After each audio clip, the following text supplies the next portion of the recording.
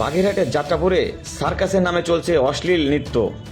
এতে একদিকে যেমন যুব সমাজ ধ্বংস হচ্ছে, অন্যদিকে নৈতিকতার অবক্ষয় হচ্ছে বলে মনে করেন সংশ্লিষ্টরা। চলুন দেখে আসি সেই অশ্লীল নৃত্য। পুতুল নাচের নামে জ্যান্ত পুতুল কিভাবে নাচে।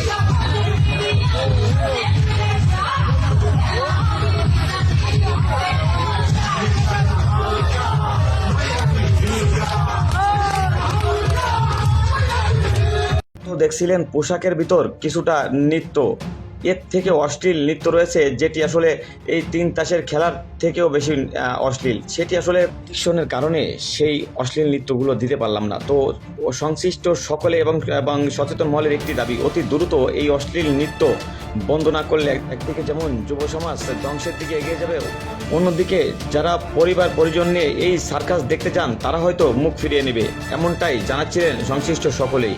শিহাবুদ্দিন রুবেল, বাগেরহাট।